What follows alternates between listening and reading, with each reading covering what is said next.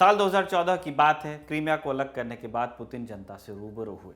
Popular narrative के बरक्स रूस की जनता का पुतिन को फुल सपोर्ट था और किसी मजे हुए नेता की तरह पुतिन भी समझ रहे थे कि बहुतायत जनता को इंटरनेशनल पॉलिटिक्स की पेचीदगियों से उतना मतलब नहीं होता। जनता के बीच बिकती है कहानी। जिस कहानी को बेचकर पुतिन क्रीमिया पर हक जता रहे थे वो हमने आपको तारीख की इस खास सीरीज के पिछले एपिसोड में बताया था। उसके बारे में क्रीमिया की धरती पर रूस के हीरो व्लादिमीर द ग्रेट का बैप्टिज्म हुआ था, इसलिए पुतिन हक से क्रीमिया को रूस का हिस्सा बताते जा रहे थे। उस रोज पुतिन ने सिर्फ क्रीमिया की बात नहीं की, उन्होंने पुराने सुरों वाला एक नया राग छेड़ा। बोले, मैं आपको याद दिलाना चाहता हूँ, खार्किव, दनेस्क और लुहांस्क और ओडेसा का एरिया जिसे हम नोवो रशिया कहते हैं वो पहले यूक्रेन का हिस्सा नहीं था। ज़ारशाही के दिनों में ये इलाका रूस का हिस्सा था। कुछ कारणों से इन इलाकों को हमने गंवा दिया, लेकिन इस इलाके के लोग रशियन ही हैं।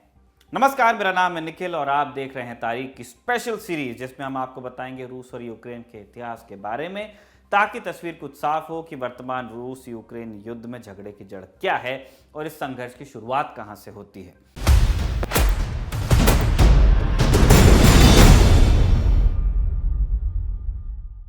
अब इतिहास तीन तरह का होता है। एक जो ताड़ की छाल पर लिखा गया, ताम्र पत्रों पर लिखा गया, पत्थर की टैबलेट पर लिखा गया और कागज पर तो लिखा गया ही।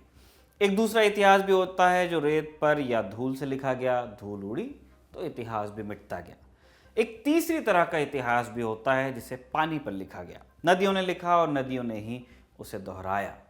देश बदले, उनके नाम बदले, उनकी सीमाएं बदली, लेकिन नदी नहीं बदली। एक निश्चित ढर्रे पर बहते बहते उसने वो सब कुछ रिकॉर्ड किया जो गुजरा। यूक्रेन नाम का जो देश है उसकी पहचान है नीपा नदी से। यूक्रेन के बीचों बीच बहती हुई ये नदी ब्लैक सी में गिरती है और यूक्रेन का इतिहास जितने भी चरणों से गुजरा है उन सबको इस नीपा नदी ने देखा है। 16वीं सदी में इस नदी के आसपास 4 साम्राज्य उपजे। कौन कौन 4? रूस की ज़ारशाही, इसके बाद पोलिश लिथुएनियन कॉमनवेल्थ यानी कि पोलैंड और लिथुएनिया जो आज है, और क्रीमिया में खान सल्तनत जो ऑटोमन एम्पायर की सरपरस्ती में थी। उसी वक्त मध्य यूक्रेन में एक नया राज्य अपनी जड़ें पकड़ रहा था। ये लोग खुद को ज़ेपोरिजियन कोज़ैक्स कहते थे। यूक्रेन में साल 2022 में इस शहर का नाम है ज़ेपोरिजिया, जिसका मतलब होता है नदी के तेज बहाव के पार। ये लोग ऑर्थोडॉक्स ईसाई थे और जब पोलिश लिथुएनियन कॉमनवेल्थ में रोमन कैथोलिक्स का प्रभाव बढ़ा तो ये लोग जान बचाने के लिए भागकर मध्य यूक्रेन पहुंच गए। अब यूं तो शुरुआत में ये इलाका भी पोलिश लिथुएनियन कॉमनवेल्थ के अधिकार में रहा था, लेकिन 1648 के आसपास यहाँ विद्रोह की चिंगारी भड़क उठी आज़ादी के लिए। कारण कि यहाँ रहने वाले लोग धार्मिक रूप से प्रताड़ित तो थे ही, साथ ही इन्हें बंधुआ मजदूरी भी करनी पड़ती थी। इसलिए 1648 में यहाँ एक बड़ा विद्रोह उठा और 1650 तक इन लोगों ने इस इलाके पर अधिकार जमाकर एक छोटा मोटा राज्य बनाया जिसकी राजधानी बनी ज़ेपोरिजियन सिक। अब इस ज़ेपोरिजियन सिक नाम को याद रखिएगा, आगे इसी कहानी में रूस की एंट्री होगी। ज़ेपोरिजियन कोज़ैक्स का कमांडर बना बोर्डन ख्मेलनिट्स्की।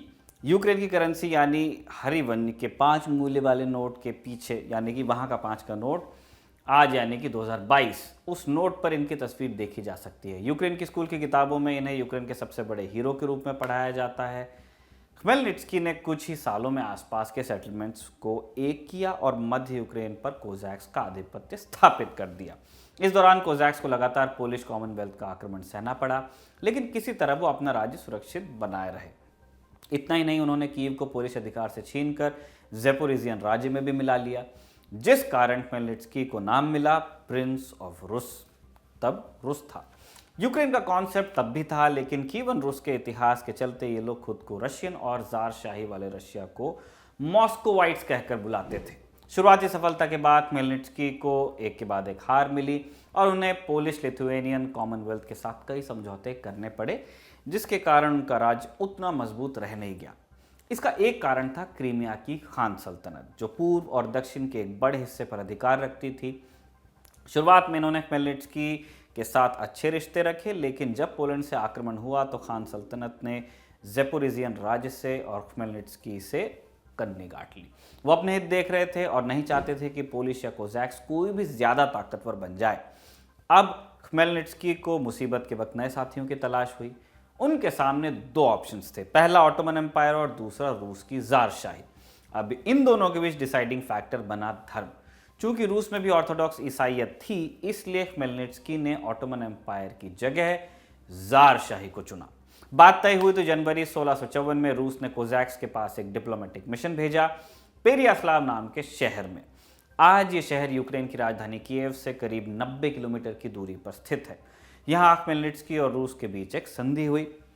रूस में तब जार थे अलेक्सी मिखाइलोविच फिराक में थे कि किसी प्रकार रूस को कीव तक का रास्ता मिले, और इस संधि से उनका ये मंसूबा पूरा भी हुआ।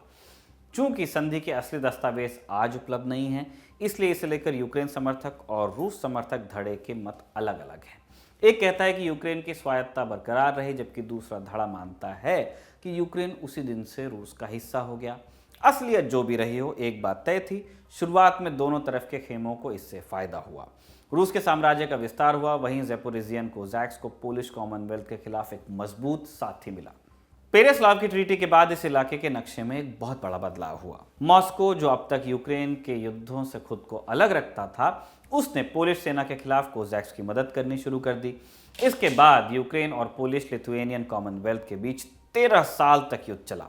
साल 1667 में पोलिश लिथुएनियन कॉमनवेल्थ की हार होनी थी, बहुत बड़े राज्य से लड़ रहे थे, और पूर्वी यूक्रेन ज़ारशाही के कंट्रोल में आया। इसके बाद ज़ारशाही कोज़ैक्स के मसलों में लगातार दखल देती गई, और जब तक खमेलनित्स्की को असलियत का एहसास हुआ, तब तक बहुत देर हो चुकी थी। ज़ेपोरिजियन राज्य पूरी तरह ज़ारशाही के कंट्रोल में आता गया। इससे सिर्फ एक दशक बाद कोज़ैक्स ने फिर से विद्रोह कर दिया। दूसरी तरफ पोलिश सैनिक अभी भी इस इलाके में लगातार रेड कर रहे थे। रेड, छापामारी, युद्ध वाली रेड। इसलिए वस्तुस्थिति को देखते हुए ज़ारशाही ने राजधानी ज़ेपोरिजियन सिक के 2 टुकड़े कर डाले। नीपा नदी के बाईं तरफ का हिस्सा मॉस्को के अंडर आया, और दूसरा हिस्सा कोज़ैक्स के पुराने दुश्मन पोल्स के हिस्से में। दायां और बायां आप जो मैप देखते हैं उसके हिसाब से नहीं है, नदी के बहने की दिशा के हिसाब से, कंफ्यूज मत होइएगा। पोल्स ने 1680 तक कोज़ैक्स के विद्रोह को पूरी तरह खत्म कर दिया। वहीं रूस ने ज़ेपोरिजियन सिक को उस हिस्से में मिलाया जिसे उसने नोवो रशिया का नाम दे दिया था। अगले लगभग 100 सालों तक रूस ने कोज़ैक्स का इस्तेमाल अपने दक्षिणी बॉर्डर की रक्षा के लिए किया।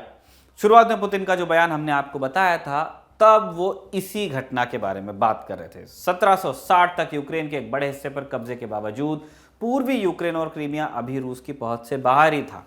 साल 1762 में कैथरीन सेकेंड रूस की एम्प्रेस बनी, रानी, और उन्होंने ऑटोमन एम्पायर को एक बड़ी शिकस्त दी। इसी के साथ क्रीमिया भी रूस के कब्जे में आया, और दक्षिण पूर्वी यूरोप में रूस सबसे बड़ी ताकत बना। अब एक ट्रिविया है छोटा। कैथरीन सेकेंड के खानदान में ही आगे चलकर रानी एलिजाबेथ के पति प्रिंस फिलिप पैदा हुए। इस तरह ब्रिटिश साम्राज्य के अगले वारिस प्रिंस चार्ल्स कैथरीन के ग्रैंडसन होते हैं।